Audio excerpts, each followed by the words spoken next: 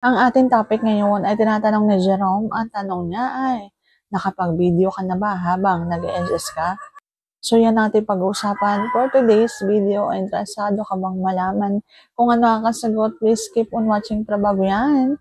Kung bago ka pa lang sa akin channel, please consider to like this video and subscribe my channel.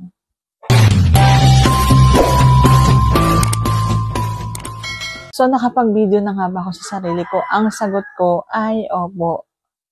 Opo, kasi tinitingnan ko yung sarili ko kung ano nga ba yung aking itsura at kung paano lumalabas yung gata at kung paano dahan-dahang lumalabas yung gata doon sa butas. Gusto kong makita o malaman ano yung itsura kung paano lumalabas yung gata doon mismo sa butas.